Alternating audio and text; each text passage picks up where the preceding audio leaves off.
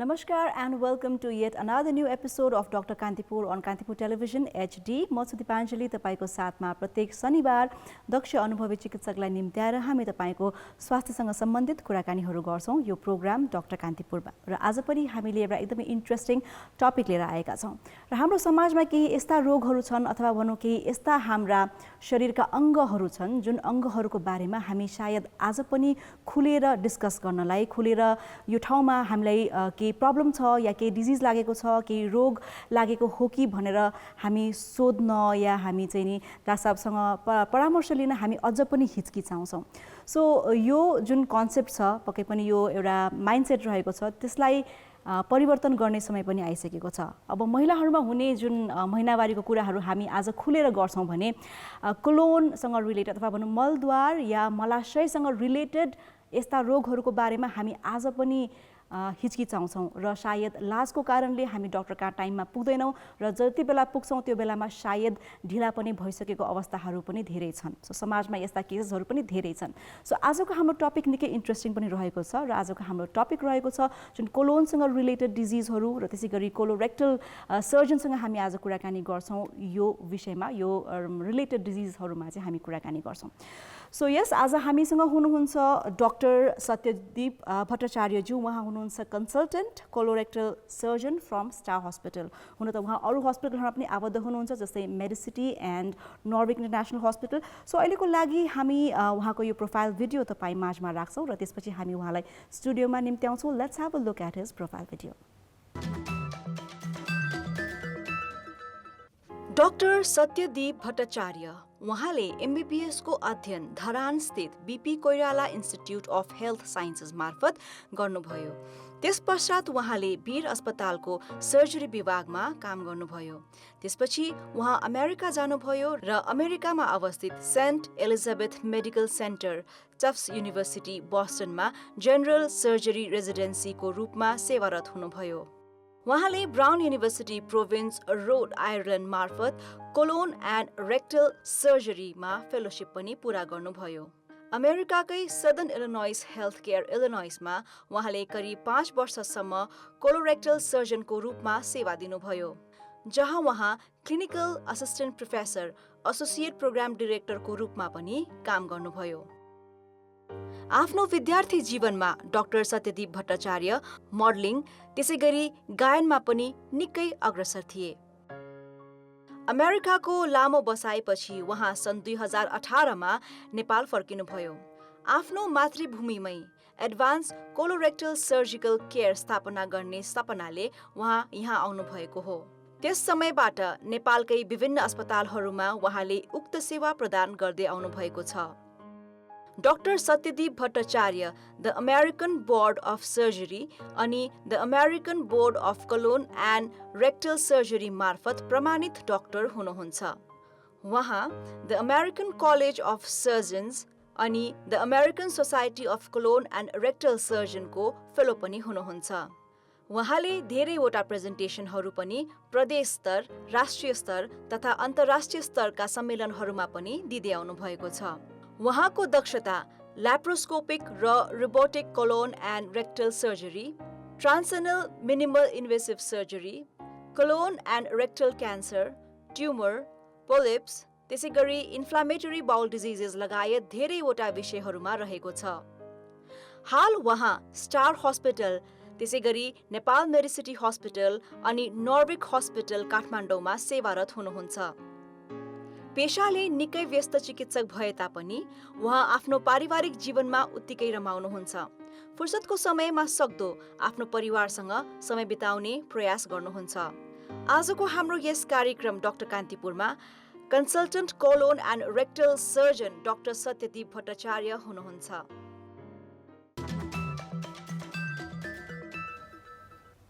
यस आजको हाम्रो guest doctor Satyadeep भट्टाचार्यज्यू हाम्रो स्टुडियोमा आइसक्नु भएको छ उहाँलाई कार्यक्रममा स्वागत गरौँ नमस्कार and welcome to Doctor Kantipur नमस्ते thank you for having me so यति लामो समय युएसमा तपाईँले आफ्नो अनुभव पनि बटुलिसक्नु भएको छ र नेपाल आउनुभएको छ यही फिल्डमा केही सेवा प्रदान गर्नको लागि।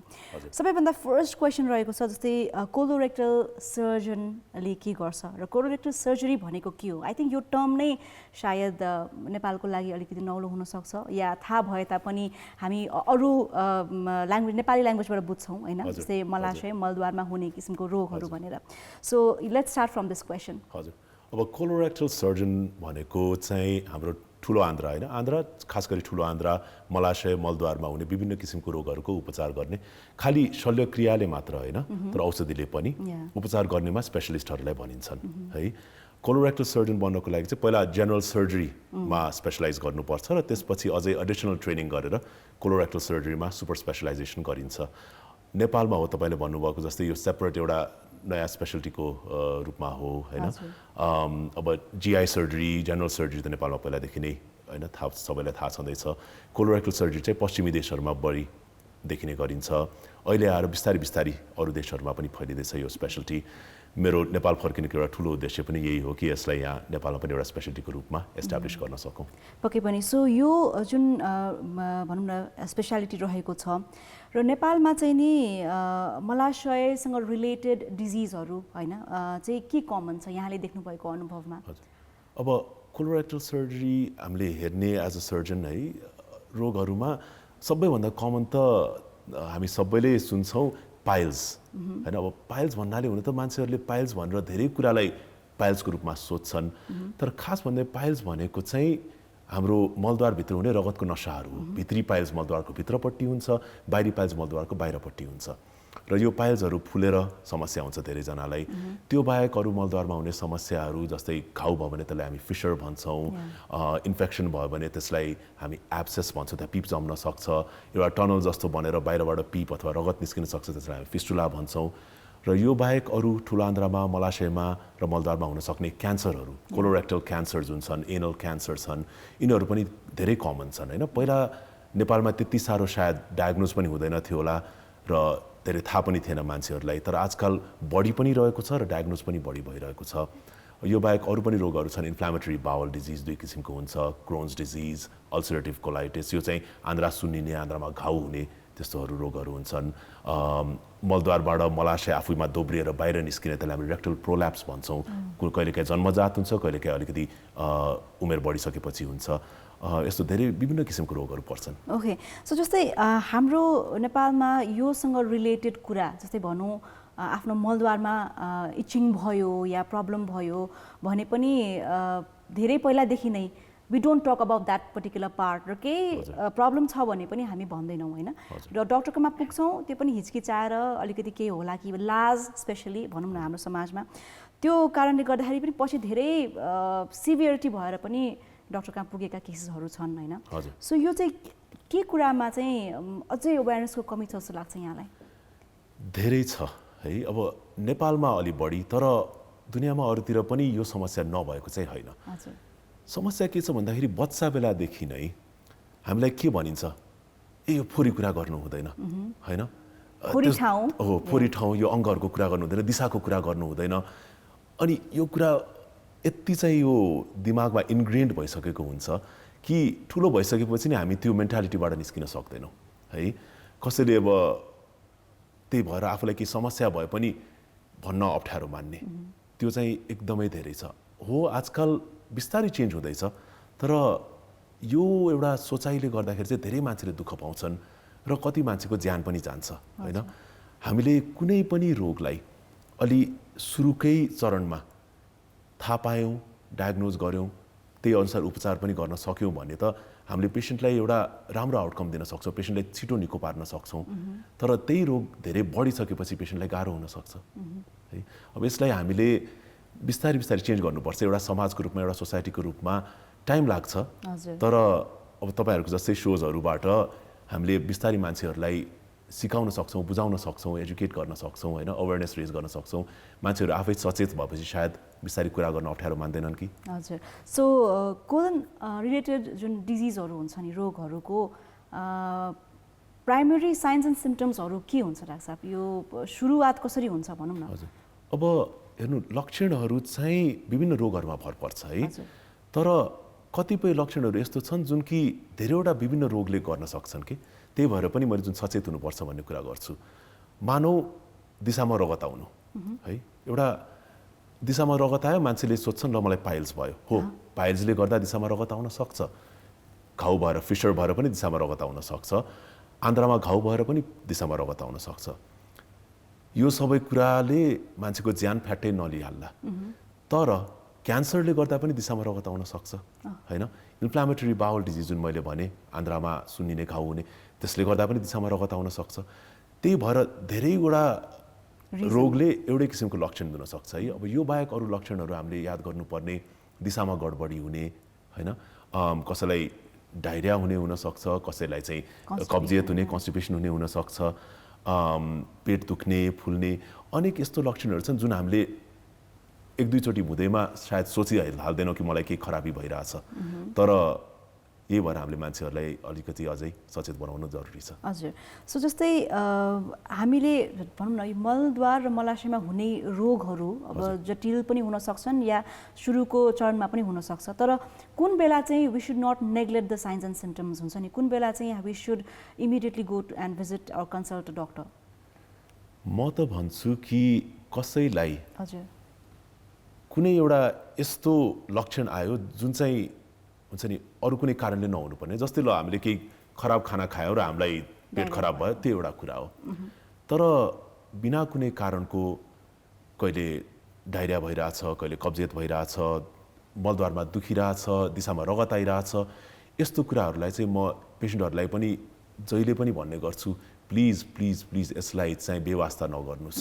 हो हुनसक्छ यो सानोतिनो कुनै कुरा हो, तर डाक्टरकोमा जाँदैमा त केही बिग्रेन नि हैन, तर कुनै ठुलो कुरा रहेछ र त्यतिखेर हामीले त्यसलाई चाहिँ हुन्छ नि बेवास्ता गऱ्यौँ, लापरवाही गऱ्यौँ भने पछि गएर त्यसले नै भयानक रूप लिन सक्छ है।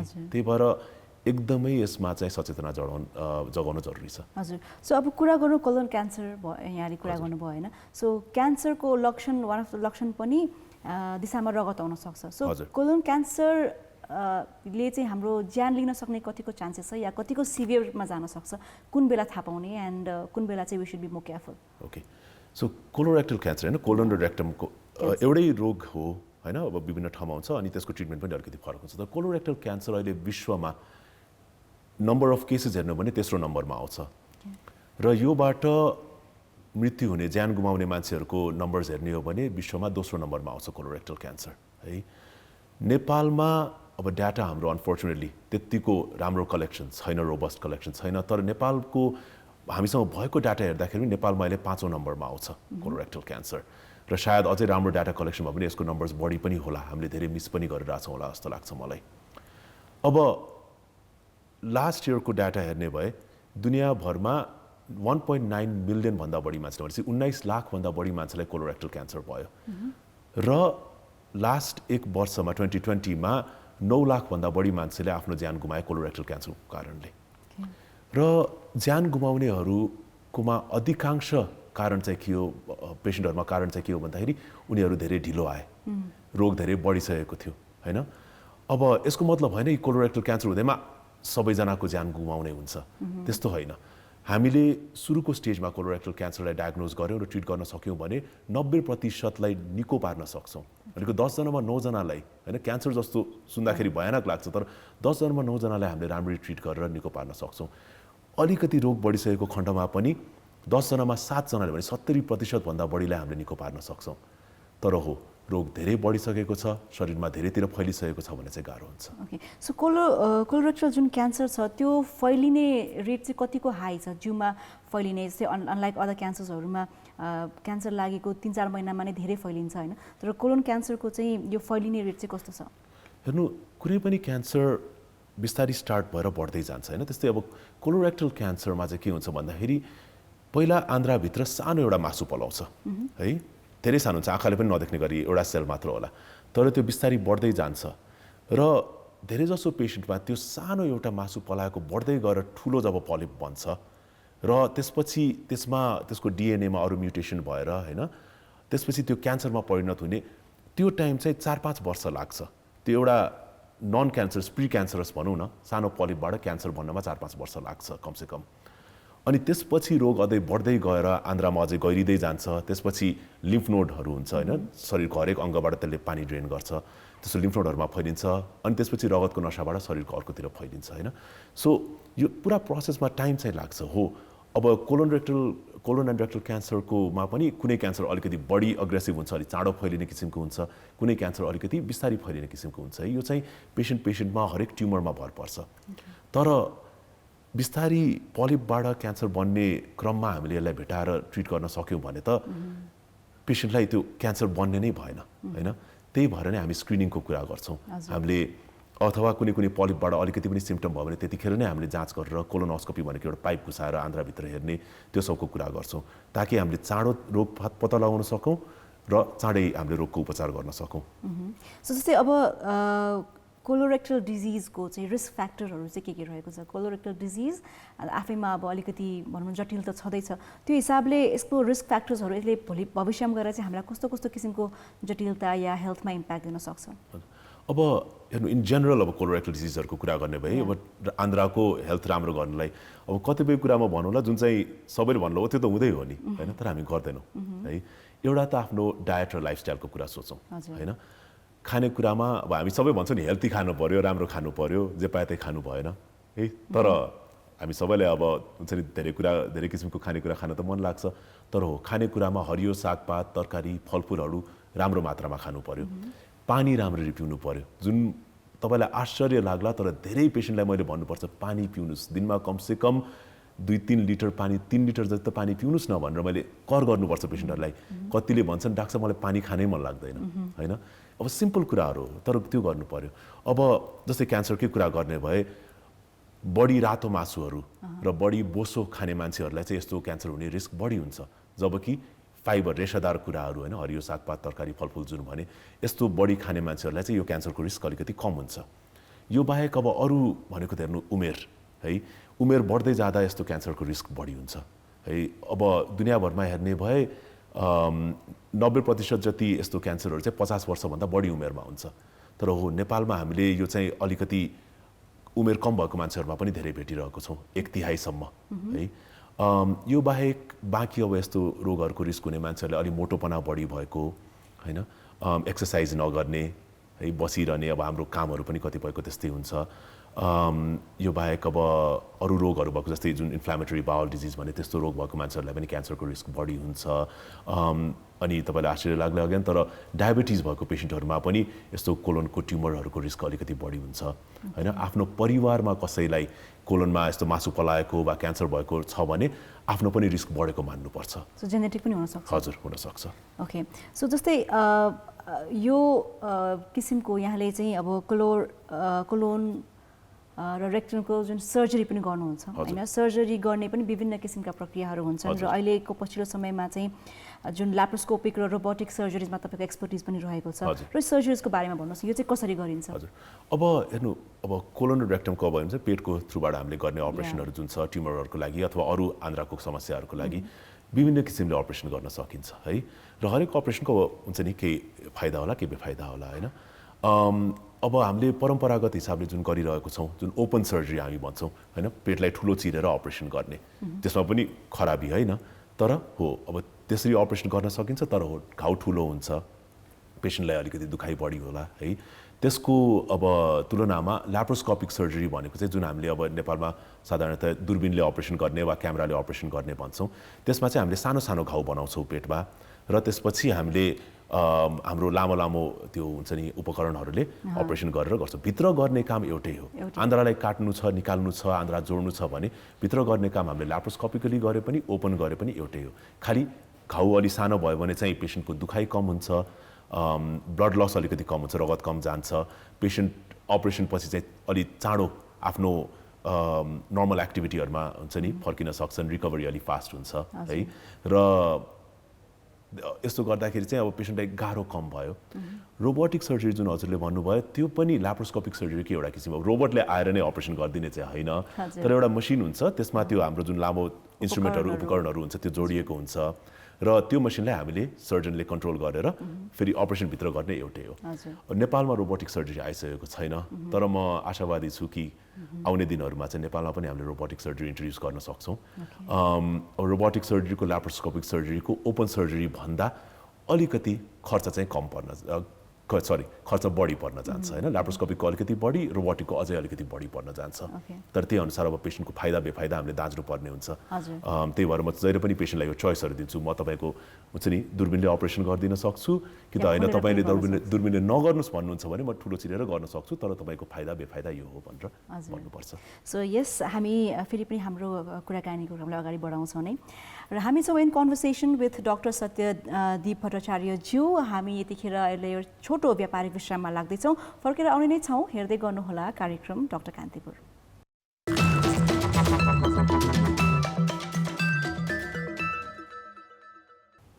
हेर्दै हुनुहुन्छ कार्यक्रम Doctor Kantipur live on Kantipur television HD। म दिपाञ्जली तपाईँको साथमा र हामी छौँ in conversation with doctor Satyadeep भट्टाचार्यज्यू। उहाँ हुनुहुन्छ consultant colorectal surgeon from Star Hospital, त्यसै गरी Medicity, Nepal Medicity Hospital and Norvic Hospital as well. कार्यक्रममा अब अलिकति कुराकानी गरौँ, जस्तै वी वर टकिङ अबाउट मलद्वार होइन र कोलोन रिलेटेड डिजिज एन्ड एक किसिमको एउटा ब्यारियर रहेको छ, जुन भनौँ न ट्याबु रहेको छ, त्यसलाई चाहिँ I think we should break it.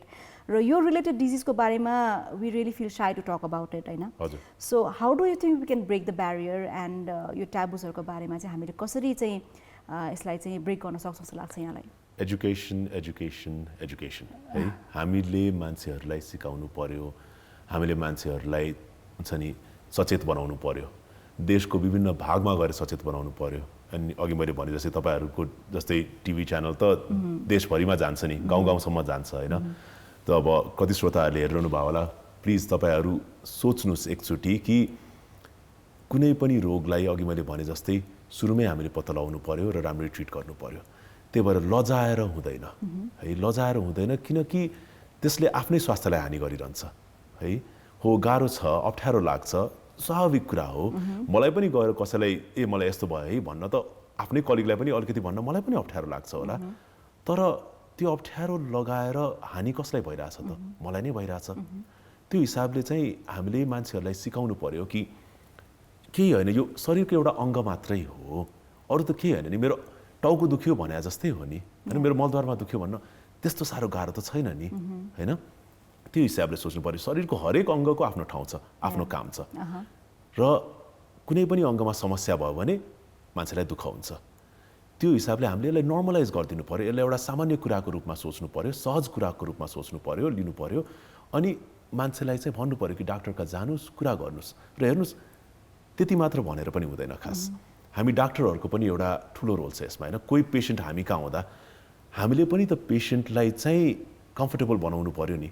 हामीले पनि पेसेन्टलाई सजिलो हिसाबले आफ्नो समस्या हामीलाई भन्न सकोस् त्यो गर्नु पर्यो होइन। अब कोही पेसेन्ट आएर मानौ हामी कहाँ लजायो र लजायो भन्दैमा हो, थाहा छ डाक्टरहरूलाई हतार हुन्छ कति पेसेन्टहरूलाई हेर्नलाई है, तर कोही लजायो भन्दैमा रिसाएर तपाईँ लजाउनु भयो म तपाईँलाई हेर्दिनँ भन्नु चाहिँ भएन। हामीले पनि सम्झाउनु पर्यो, बुझाउनु पर्यो उनीहरूलाई होइन। अनि उनीहरू अलिकति कम्फर्टेबल भएपछि अनि त्यसपछि लजाउँदैनन् होला, त्यति टाइम हामीले पनि दिनुपर्छ पेसेन्टहरूलाई है। र जो पनि परिवारमा आफ्नो हुन्छ नि साथीहरूको ग्रुपमा चाहिँ सचेत छन्, उनीहरूले यो कुरालाई खुलेर गर्नु पर्यो कि लुकाउनु भएन होइन। अब तपाईँले अघि जस्तै एक्जाम्पल दिनुभयो वुमेन्स हेल्थ होइन। महिलाहरूले पनि पहिला जुन कुराहरू गर्दैनथे है पब्लिकमा, अहिले त्यो कुराहरू गर्न त्यति साह्रो अप्ठ्यारो मान्दैनन् नि होइन। त्यही कुरा हामीले हाम्रो मलाशयको, मलद्वारको, ठुलो आन्द्राको समस्याहरूमा पनि कसैले आफ्नो दिशाको बारे कुरा गर्न अप्ठ्यारो मान्नु भएन। त्यो टाइम लाग्छ चेन्ज हुनलाई होइन, तर चेन्ज त केहीबाट सुरु हुन्छ नि, बिस्तारै गर्दै गएपछि बल्ल चेन्ज आउँछ हाम्रो सोसाइटीमा। त्यो हिसाबले सोच्नु पर्यो। सो अब coming back to the surgery part होइन, यहाँले भन्नुभयो अब एज अ सर्जन र त्यही स्पेसिफिक र सेन्सिटिभ पार्टको जब सर्जरीको कुरा आउँछ, अब रोगै आफैमा मान्छेहरूले लजाएर लुकाइरहेको अवस्थामा, सो त्यो पार्टमा चाहिँ केही गरी सर्जरी गर्नुपर्ने अवस्था आयो भने डेफिनेटली पेसेन्टको अब जुन मेन्टल कन्डिसन या भनौँ उहाँलाई चाहिँ डर होइन, एक किसिमको त्यो हिचकिचाहट हुन्छ। सो एज अ सर्जन यसमा चाहिँ how do you think what role do you play हुन्छ नि यसमा चाहिँ? ठुलो रोल हुन्छ है। अनि सर्जनको मात्र होइन कि पेसेन्टको अरू डक्टरहरू जो हुन्छ नि इन्भल्भ यो डिसिजन मेकिङमा होइन। हजुर, टिममा अब जस्तै मानौ पेसेन्टलाई पहिला कोही जनरल फिजिसियनले हेर्नुभएको छ वा ग्यास्ट्रोएन्ट्रोलोजिस्टले हेर्नुभएको छ है, उहाँहरूको पनि रोल हुन्छ है। हरेक अब सायद जो अब हाम्रो एनेस्थेजियोलोजिस्ट जो बेहोस गर्ने डाक्टर साहब, उहाँलाई पनि पेसेन्टले सायद भेट्नुहुन्छ होला अपरेसनभन्दा अगाडि, उहाँहरूको पनि रोल हुन्छ, नर्सको रोल हुन्छ, सबैको रोल हुन्छ र पेसेन्टको फ्यामिलीको पनि रोल हुन्छ। तर हजुरले जुन सोध्नुभयो अब एज अ सर्जन मैले अब के भन्नुपर्छ त भन्दाखेरि पहिलो कुरा अघि मैले भने जस्तै पेसेन्टलाई टाइम दिनु पर्यो। हेर्नु अब जस्तै अब एउटा पाइल्सको अपरेसन गर्नलाई त मान्छेहरू डराउँछन् भने होइन, एउटा फिस्टुलाको अपरेसन गर्नलाई त मान्छेहरू डराउँछन् भने क्यान्सरको अपरेसन गर्न झनै डराउँछन्। अब डर स्वाभाविक हो होइन, हामी मान्छे हौँ, रोबोट त होइन, मसिन होइन, डर लाग्छ। तर अब त्यो डर के कारणले लाग्यो, जिज्ञासा के छ, मनमा के कुरा खेलिरहेछ, त्यो कुराहरूलाई हामीले डाक्टर भएर पेसेन्टबाट बुझ्न पर्यो। बुझेर अनि त्यो जुन डरलाई होइन अब निको पार्नु पर्यो भनौँ न, डरलाई पहिला डर निको पार्नु पर्यो, त्यसपछि रोगलाई निको पार्नतिर लाग्ने र पेसेन्टलाई टाइम दिनु पर्यो, बुझाउनु पर्यो सबै कुरा। अब मैले अपरेसन कसरी गर्छु, के गर्छु, त्यो सबै कुरा डिटेलमा पेसेन्टलाई बुझाउँछु। एउटा ड्रइङ गरेर चित्र बनाएर देखाउँछु कि आन्द्राको कुन टुक्रा मैले काटेर निकाल्छु, कसरी जोड्छु, केले जोड्छु, अपरेसनभन्दा अगाडि गर्नुपर्ने कुराहरू के हो, अपरेसनभन्दा पछि गर्नुपर्ने कुराहरू के हो होइन। र यो कुराहरू पेसेन्टले राम्ररी बुझेपछि एउटा त पेसेन्टको डर कम हुन्छ र दोस्रो कुरा पेसेन्ट आफै आफ्नो उपचारमा सहभागी हुन सक्छ है। र पेसेन्टले जब बुझ्छ कि पेसेन्टले गरेको आफ्नो कामहरूले पनि उसको उपचारलाई राम्रो बनाउँछ नि, त्यो गर्दाखेरि पेसेन्टलाई पनि फाइदा हुन्छ र उसको आउटकम बेटर हुन्छ। किनकि मैले पेसेन्टहरूलाई कतिपय कुराहरू यस्तो गर्न लगाउँछु बिफोर द अपरेसन होइन नै, जसले चाहिँ उहाँलाई अपरेसन पछि पनि सजिलो हुन्छ रिकभरीमा। र जब उनीहरूले बुझ्छन् यो सबै कुरा, धेरैजसो पेसेन्टहरूलाई चाहिँ हुन्छ नि त्यति साह्रो डर रहँदैन। हो, कोही कोही पेसेन्टलाई अलिक बढी डराउने नेचर हुन्छ, तर हुन्छ नि राम्ररी काउन्सिलिङ गरेर हामीले आई थिङ्क यो कुरालाई त निको पार्न सक्छौँ। सो जस्तै अब तपाईँले धेरै एक्सपिरियन्स विदेशमा पनि गेन गरिसक्नु भएको छ होइन। So how do you think we can improve it in Nepal? नेपालमा अब जुन हिसाबको सेवा सुविधा टेक्नोलोजिसहरू रहेको छ, पक्कै पनि विदेशको तुलनामा नहोला, बट देन यहाँको एक्सपिरियन्सले चाहिँ नेपालमा कसरी इम्प्रुभ गर्न सकिन्छ र नेपालमा अझ के कुराको अझ आवश्यकता छ जस्तो लाग्छ यहाँलाई? हेर्नुहोस्, एउटा कुरा त के भन्दा नेपालमा पनि धेरै चेन्ज आइसकेको छ। म जुन बेला 2006 होइन 2006मा नेपाल छोडेर गएको थिएँ युएस आफ्नो ट्रेनिङको लागि, र त्यसपछि त्यहाँ 12 वर्ष मैले ट्रेनिङ गरेँ, काम गरेँ कति वर्ष, त्यसपछि म फर्केँ। 12 वर्ष जब म 2018मा जब फर्केँ नि, मैले ठुलो चेन्ज पाएँ नेपालमा पनि। पहिला भन्दा अहिले यो गएको 15 वर्ष जतिमा नेपालमा पनि धेरै अब टेक्नोलोजीहरू चाहिँ बढिसकेको छ, राम्रो भइसकेको छ है। र इनफ्याक्ट हुन्छ नि अभाइलेबल जुन सेवाहरू छ त्योहरू पनि धेरै राम्रो भइसकेको छ। पहिला मानौ सिटी स्क्यान गर्ने, एमआरआई गर्ने भन्दाखेरि धेरै ठुलो कुरा जस्तो लाग्थ्यो, किनकि नेपालमा धेरैवटा थिएनन्। अहिले हेर्नुहोस् त कति राम्रो भइसकेको छ। पहिला ल्याप्रोस्कोपिक सर्जरी गर्ने इक्विपमेन्टहरू नेपालमा धेरै कम थिए, ल्याप्रोस्कोपिक सर्जरी गर्न सक्ने डक्टर्सहरू पनि धेरै कम थिए। अहिले धेरै बढी भइसकेको छ नि। आजकल जस्तै पित्तको थैलीको अपरेसन गर्ने त धेरै जसो सानो पालबाट दूरबीनले नै गरिन्छ नि है। त्यही भएर नेपालमा इम्प्रुभमेन्ट नभएको होइन, पहिलाभन्दा धेरै इम्प्रुभमेन्ट भइसक्यो। हो, कुनै कुरामा चाहिँ हामी अझै पनि अरू विकसित होइन सो कल्ड विकसित देशहरूभन्दा अलिकति पछाडि छौँ। जस्तै हाम्रो रिसोर्सेस, पैसाको कुरामा अब यसलाई पनि ठिक पार्ने उपायहरू छन्। हो, हामीसँग त्यति पैसा नहोला, तर हामीले हाम्रो जनतालाई हेल्थ इन्सुरेन्स गराउन सक्यौँ भने उहाँहरूलाई पनि सजिलो हुन्छ। ठुलो अपरेसनभन्दा अगाडि सोच्नु पर्दैन, हरेकचोटि डाक्टर साहब कति पैसा लाग्छ, म पैसा मिलाउँछु अनि मात्र अपरेसन गर्छु भन्ने कुरा सोच्नु नपर्ला है। तर टेक्नोलोजीमा, एक्सपर्टिजमा अहिले नेपाल धेरै अगाडि बढिसकेको छ। आजको दिनमा कोही पेसेन्टलाई कोलन क्यान्सर अथवा रेक्टल क्यान्सर भएको छ भने मैले उसको अपरेसन ल्याप्रोस्कोपिकली त्यसरी नै गर्न सक्छु लगभग जसरी मैले अमेरिकामा गर्थेँ। त्यो त ठुलो कुराहरू। हामीले यो कुरामा गर्व गर्नुपर्छ कि नेपाल पनि त्यो एउटा स्टेजमा आइसकेको छ कि हामीले विदेशी देशहरू जत्तिकै उपचार चाहिँ गर्न सक्छौँ। अब त्यो बाहेक किमोथेरापी कसैलाई लिनु पर्यो, क्यान्सरको लागि रेडिएसन लिनु पर्यो, यो कुराहरू पनि अहिले नेपालमा स्टेट अफ द आर्ट कुराहरू अभाइलेबल छन्। त्यही भएर आजको दिनमा खास भन्ने भए कसैलाई रोग लाग्यो भन्दैमा हैन अब मेरो क्षेत्रमा भनौँ न नेपाल छोडेर अरू कतै गइहाल्नुपर्ने दिनहरू आजकल छैनन् हो कसैलाई इच्छा छ भने अभियसली दुनियाँमा जहाँ पनि जान सक्छन् हैन तर पेसेन्टहरूले मलाई सोध्छन् पनि र म अनेस्टली भन्छु कि हेर्नुहोस् तपाईँ चाहनुहुन्छ भने जान सक्नुहुन्छ कतै इन्डिया जानुहोस् सिङ्गापुर जानुहोस् थाइल्यान्ड जानुहोस् बेलायत जानुहोस् अमेरिका जानुहोस् अनि त्यो तपाईँको इच्छा हो तर तपाईँलाई आफ्नै देशमा उपचार गराउनु छ भने सबै कुरा यहाँ पनि हुन्छ धेरै कम पेसेन्टहरू छन् जसलाई चाहिँ आजको दिनमा हामीले नेपालबाट बाहिर पठाउनु पर्छ एटलिस्ट कोलोरेक्टल फिल्डमा चाहिँ सो जस्तै कोलोरेक्टल सर्जरीले पनि नेपालमा विकास गरिसकेको छ यहाँको अनुभवमा यहाँले भन्नुभएछ सो यो उपचार भनौँ न जस्तै अब फर इन्स्टेन्ट फिस्टुला र पाइल्सको अपरेसन भयो यो अपरेसनहरू भनेको इट्स त्यति धेरै मेजर ठुलो सर्जरी त होइन बट देन यसको रिकभरी फेजहरू कस्तो हुन्छ र अर्को चाहिँ एकचोटि गरेपछि पुग्ने हो नि त फेरि दोहोऱ्याएर गर्नुपर्ने अवस्थाहरू आउँछ त्यस्तो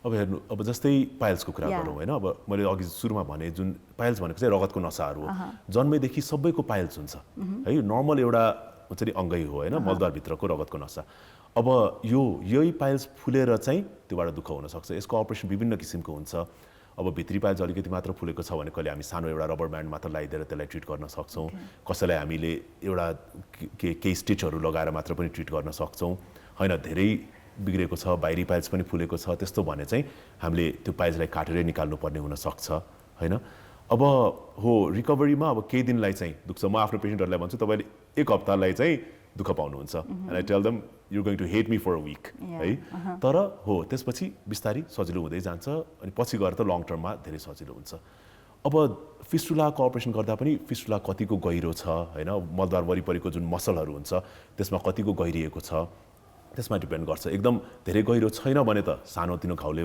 भइहाल्छ अपरेसन अलिक गहिरो फिस्टुला छ भने चाहिँ त्यसको हामीले कहिलेकाहीँ दुईचोटि अपरेसन गर्नुपर्छ सुरुमा अलिकति प्रिपेयर गरेर त्यसपछि एक्चुअल अपरेसन केही हप्तापछि र त्यसमा पनि अब केही दिनलाई दुख्ला केही दिनलाई अप्ठ्यारो होला तर अगेन लङ टर्ममा पेसेन्टलाई धेरै सजिलो भएर जान्छ अब दोहोरिने जहाँसम्म कुरा छ फिस्टुलाको पाइल्सको फिस्टुलामा चाहिँ हेर्नु अलिकति कम्प्लेक्स जुन मैले भने गहिरो फिस्टुलाहरूमा चाहिँ हो कतिपय पेसेन्टहरूलाई गाह्रो हुन्छ फेरि त्यो फिस्टुला आउन सक्ने रिस्क हुन्छ पाइल्समा चाहिँ त्यस्तो फेरि आइहाल्ने भन्दा पनि हो हामीले जुन पाइल्स हुनुको कारण जुन थियो सायद कसैलाई कब्जियत थियो कि गाह्रो थियो कि त्यो कुराहरूलाई चाहिँ हामीले राम्ररी म्यानेज गरेनौँ भने पछि गएर रगतको नसा न हो मलद्वारमा त रगतको नसा धेरै ठाउँमा छन् त्यो फेरि अरू कतै फुल्ने फेरि समस्या हुन चाहिँ सक्छ होइन अब तर कतिपय पेसेन्टहरूले सोध्छन् डाक्टर साहब यो त अपरेसन गर्यो भने फेरि आइहाल्छ अरे झनै बल्झिन्छ अरे भन्ने कुरा सोध्छन् है त्यो चाहिँ होइन त्यस्तो हुँदैन इनफ्याक्ट कतिपय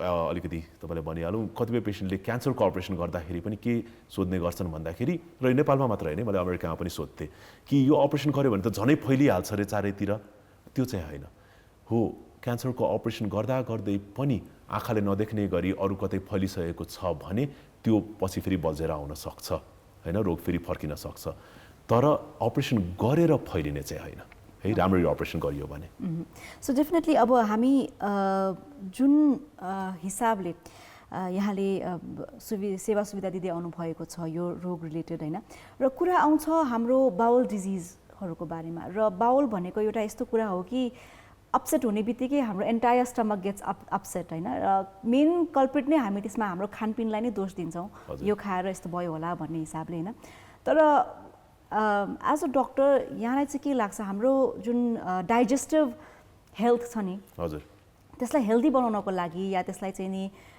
भविष्यमा केही बाउल डिजिजहरू नहोस् या हाम्रो हेल्थमा कन्डिसन्सहरू नआओस् भन्नको लागि चाहिँ what should we be focusing on main कस्तो लाइफस्टाइल अर फुड हेबिट्स हुन्छ नि बाउल डिजिज नहोस् भन्नको लागि चाहिँ अब हेर्नु मेन त तपाईँले भनिहाल्नु डायट एन्ड लाइफस्टाइल है अघि पनि हामीले अलिकति कुरा गऱ्यौँ हो म आफ्नो पेसेन्टहरूलाई युजली केही पनि नखानुस् चाहिँ युजली भन्दिनँ है कुनै पनि कुरा एउटा मात्रासम्म ठिकै छ खाँदा हुन्छ होइन एल्कोहल अब होइन मदिरा सेवनको बारेमा पनि पेसेन्टहरूले सोध्नुहुन्छ डाक्टर साहब मलाई बियर खान मन लाग्छ कहिलेकाहीँ खाँदा हुन्छ कहिलेकाहीँ खाँदा केही फरक पर्दैन तर कुनै पनि कुरा एउटा मात्राभन्दा बढी भयो भने त्यसले शरीरलाई हानि गर्छ है अब हेल्दी रहनलाई त हो अब एउटा खानेकुरामा अघि मैले भने जस्तै फाइबर एनफ हुनु पर्यो डायटमा राम्रो खानेकुरा खानु पर्यो एउटा कुरा त मलाई आजकल के डर लाग्छ भन्दाखेरि अब चर्चा भइरहन्छ होइन हाम्रो समाजमा पनि हामीले खानेकुराहरूमा के केमिकल छ के पेस्टिसाइड्स छ यो कुराहरूले पनि डर लाग्छ मलाई किनकि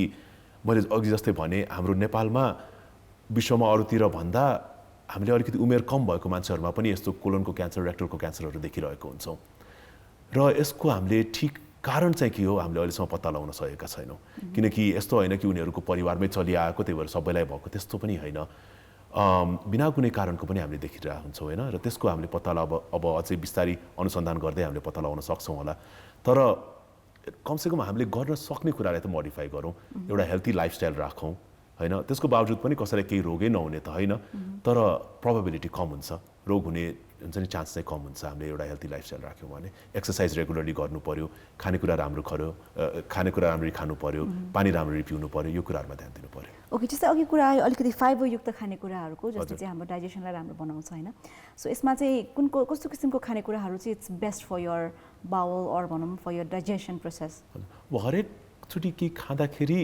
त्यसमा फाइबर चाहिँ हुनु पर्यो भन्नाले हेर्नु अब हाम्रो नेपालीहरूको एउटा बानी छ मासु खायो भने मासु मात्र खाने अरूतिर हेर्दै नहेर्ने त्यो गर्नु भएन होइन हरियो सागपातहरू तरकारीहरू फलफुलहरू पनि राम्ररी खानु पर्यो एउटा ब्यालेन्स डायट जुन हामी भन्छौँ नि साँच्चैमा ब्यालेन्स डायट हुनु पर्यो सबै किसिमको खानेकुराको आफ्नो रोल छ नि त प्रोटिन पनि चाहियो होइन भाइटामिन्स मिनरल्स चाहियो कार्बोहाइड्रेट्स पनि चाहियो त्यो हिसाबले सोच्नुपर्छ र अब हुन्छ नि फाइबर भनेपछि त हुन्छ नि स्यालड मात्रै खाऊ साग मात्रै खाऊ भनेको होइन सबै कुरा खाँदा हुन्छ तर ब्यालेन्स हुनु पर्यो हजुर सो मेन थिङ अब सर्जरीको कुरामा फेरि पनि एकपल्ट जोड्न खोजेँ होइन कोलोरेक्टल सर्जरीको जुन प्रोज एन्ड कन्सहरू हुन्छ नि त जस्तै अब कुनै सर्जरी अलि लामो समय लाग्ला होइन कुनै सर्जरी पछि जुन रिकभरी अलि टाइम लाग्ला भनेपछि यो कोलोरेक्टल सर्जरीको चाहिँ कस्तो रहेको छ प्रोज एन्ड कन्स भनिदिनुहोस् हेर्नु विभिन्न अब त्यो सर्जिकल प्रोसिडियरमा भर पर्छ होइन र हरेक पेसेन्टसँग हामीले यो कुरा चाहिँ अघि काउन्सिलिङको जो कुरा गर्नुभयो त्यतिखेर हामीले कुरा गर्छौँ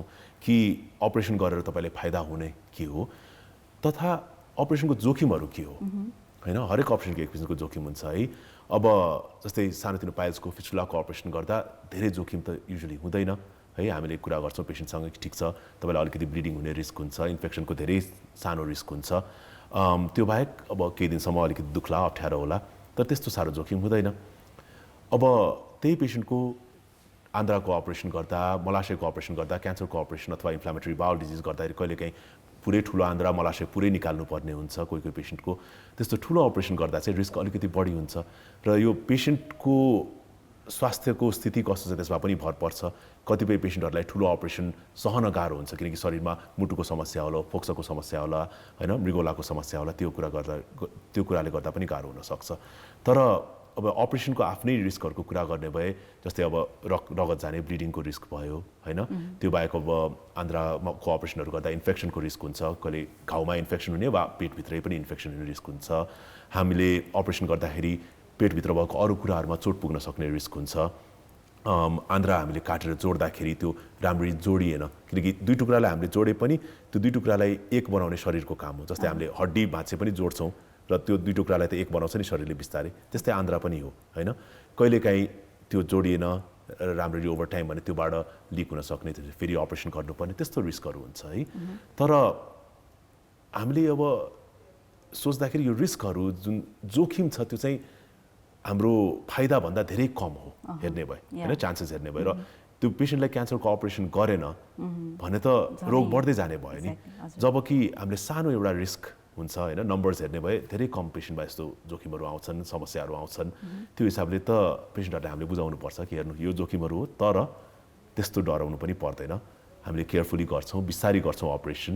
होइन ध्यान दिएर गर्छौँ ताकि तपाईँलाई जोखिम कम होस् सो यस हामी फेरि पनि हाम्रो कुराकानीको क्रमलाई अगाडि बढाउँछौँ भने यतिखेर हाम्रो कार्यक्रम डाक्टर कान्तिपुरमा पालो भएको छ फेरि पनि एउटा छोटो व्यापारिक विश्रामको we shall be right back stay tuned